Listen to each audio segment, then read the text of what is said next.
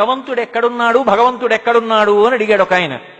ఏమీ చదువుకోని ఒక ఆయన అన్నాడు, నేను పుట్టిన తరువాత ఎన్నో గీతలు గీశాను, గీసిన గీతలన్నీ కూడా తడి తగిలితే చెరిగిపోయాయి.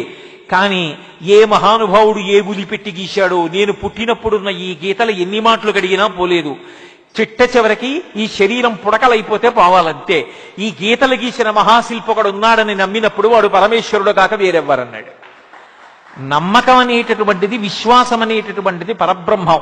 అందుకే శాస్త్రమునందు గురువునందు మొట్టమొదట ఆ విశ్వాసము ఏర్పడితే తప్ప మనిషి తరించడు. అందుకే పుట్టినరోజు ఎవరెవరిది జరపాలి అంటే తన పుట్టినరోజు తాను చేసుకోవాలి. పెళ్లి రోజు అవి చేసుకోమని లేదు, పుట్టినరోజు చేసుకోవాలి. అలాగే దేవతల యొక్క పుట్టినరోజు చెయ్యాలి. మొన్న హనుమత్ జయంతి వచ్చింది, చేశాం. అలాగే కృష్ణాష్టమి వస్తుంది, చేస్తాం. మహాశివరాత్రి వస్తుంది, చేస్తాం. మూడవది, గురువు గారి పుట్టినరోజుకి శిష్యులందరూ ఆ ప్రాంగణానికి వెళ్ళి గురువుగారు ఏ రోజున అవతార స్వీకారం చేశారో, ఆయన మన కోసమని కర్మ చేయడానికి రాలేదు శరీరంతో, మనని ఉద్ధరించడానికి వారు వచ్చారు. వారు వచ్చి అలా కూర్చుని మనని అనుగ్రహిస్తున్నారు. వారి మాట ఒక్కటి చాలు. నాబోటిగాడి మాట కొన్ని గంటలు చెప్పినా ప్రయోజనం ఎక్కువ ఉండదు. అరణ్యంలో కాకి కూస్తూనే ఉంటుంది, ఏమిటి ప్రయోజనం? ఎవరికి బంధువులు వస్తారని సంతోషించాలి? సింహం గుహలోంచి ఒక్కసారి అరుస్తుంది, అంతే, సింహ గర్జన, అన్ని గుహల్లోకి పారిపోతాయి. గురువు ఎంత మాట్లాడాలి? మాట్లాడక్కర్లేదు, అలా కూర్చుంటే చాలు, సింహ గర్జన. ఆయన్ని చూస్తే చాలు, ఆయన ఒక్క మాట అంటే చాలు, ఆయనకో నమస్కారం పెడితే చాలు. ఆయన ఏ రోజు అవతార స్వీకారం చేశారో, నేను ఆయన పుట్టినరోజు అన్న మాట వాడగలిగినంత సాహసం చేయలేను.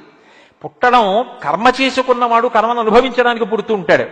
అలా పుట్టినవారు కారు. అలా పుట్టినవారైతే దాదాపు 3 దశాబ్దాల క్రితం కీకారుణ్యంలో ఉన్న ఈ ప్రదేశంలోకి వచ్చి తన సంకల్ప మాత్రం చేత ఇంత దివ్య భూమిగా ఎలా మార్చగలిగారు? ఆ సంకల్ప బలం లేకపోతే, ఆ తపోశక్తి లేకపోతే, ఎంత తపశ్శక్తి లేకపోతే ఇవాళ ప్రపంచ పటంలో ఉన్న అన్ని దేశాల వాళ్ళు గణపతి సచ్చిదానంద స్వామీజీ అన్న పేరు వినపడ్డంత మాత్రం చేత, ఏదో తిక్కన గారి విరాట పర్వతంలో చెప్పినట్లు, ఏదో నీరజాకరములు నిష్ఠయి చేసిన భవ్య తపంబు ఫలమనంగ దినసముఖాకినందిత చక్రయుగ్మకంబుల ఎనురాగంపు బ్రోవనంగ హరిహర బ్రహ్మ మహానుభావంబులొక్కటింగాగరగిన గట్టియనగా అతుల వేదత్రయ లతికాచయము పెరుబొందం పుట్టెడు మూలకందమనగా జన సమాజ హృదయ కరపుట సరోజములకు ముకుళనంబును జృంభణంబును నొచ్చు భానుబింబంబు పూర్వాగ్రిపై విలింగే అంటాడు. గణపతి సచ్చిదానంద స్వామీజీ అన్న పేరు విన్నంత మాత్రం చేత లోకంలో ఎవరిచే 2 చేతులైనా ఇలా ముకుళించుకుంటాయి, ఇలా నమస్కరిస్తారు. అంతటి కారణజన్ముడుగా ప్రభవించాలి అంటే అది సామాన్యమైన పుట్టుకెలా అవుతుంది? అదొక అవతార స్వీకారం. అటువంటి మహావతారం ఒకటి నడుస్తున్న రోజుల్లో, అటువంటి ఒక మహాపురుషుడు ఈ భూమి మీద నడయాడుతున్న కాలంలో, వారు తిరిగిన చోట తిరిగి, వారు ఉన్న చోట కూర్చుని మాట్లాడి, వారి పాదపద్మములను దర్శించి, వారి మాట విని, వారిని చూసి వెళ్ళగలిగినటువంటి భాగ్యమే అద్భుతమైతే, వారు అలా అవతార స్వీకారం చేసిన రోజున వెళ్ళి ఒక్కసారి నువ్వు ఆ ప్రాంగణంలో నిలబడి నమస్కరించి వెళ్ళిపోతే చాలు, నీ జన్మ ధన్యం అయిపోయిందని. అందుకే గురువు యొక్క అవతార స్వీకార దినోత్సవానికి వెళ్ళాలి. అయితే దేనికైనా ప్రాప్తం అనొకటి ఉంటుంది, ఆ సమయం వస్తే తప్ప జరగదు. నేను సిగ్గుపడ్డా, ఇందాక పూర్ణచంద్రరావు గారు వీడిని 3 ఏళ్ల నుంచి రమ్మంటున్నామండి, వీడి ఇవాళ ఊడిపడ్డాడు అన్నారు. ఆయన అన్నారు, స్వామీజీ ఇలా చూపించి దత్తుడి అనుగ్రహం ఇప్పటికీ కలిగింది అన్నారు.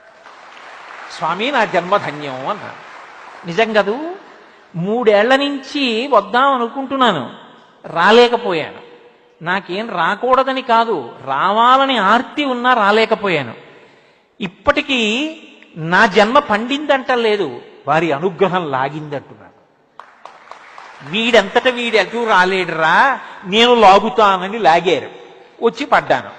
కాబట్టి ఇంత మహోత్కృష్టమైనటువంటి వేళలో రాగలగడం ఒకెత్తైతే, అసలు ఈ పీఠానికి తన జీవితాన్ని అంకితం చేసేసి రాజమండ్రిలో లెక్చరర్గా చేస్తున్న రోజుల్లో మాతో రైల్లో వస్తుండేవారు.